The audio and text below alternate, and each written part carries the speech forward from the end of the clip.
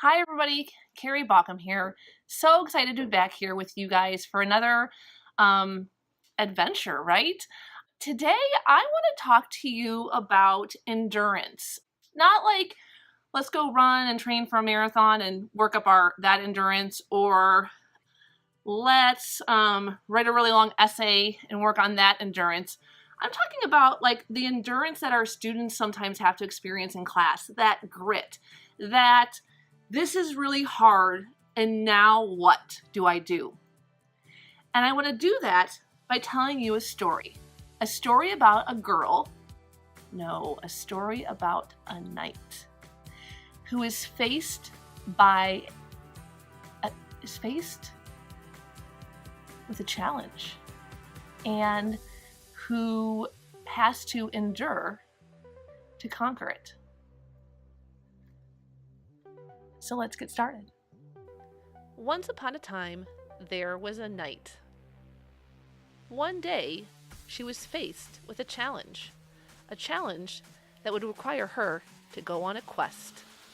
The brave knight decided to accept this challenge and go on the quest.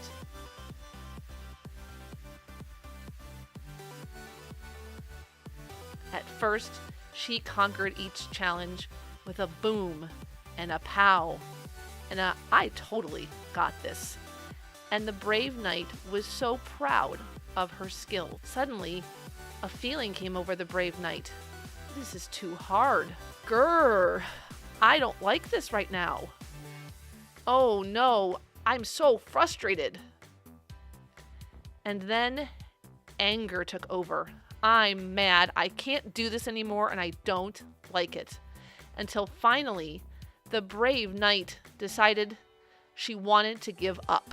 The brave knight was faced with her moment in the quest where she was faced with her challenge, where she had to decide, was she going to give up on this quest and not face this challenge, or endure and move forward? So the brave knight took her first step, and she recognized the moment, what she was experiencing, and she realized that this was not going to be easy, and it was going to be hard.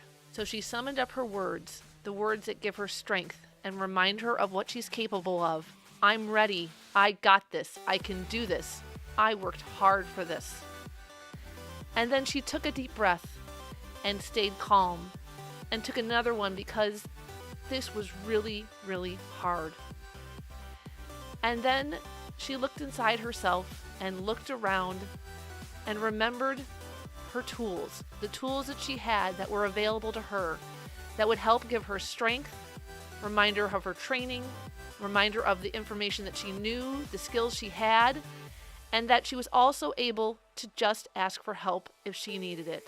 And in that moment, this brave knight was reminded of this power that she possesses, that she knows how to use and to access so that she can endure. And in that moment, that challenge was no longer the enemy. The challenge was the lesson, and the challenge was the gift. And the brave knight was reminded that adventures are worth it. All right, you guys, that's it for today.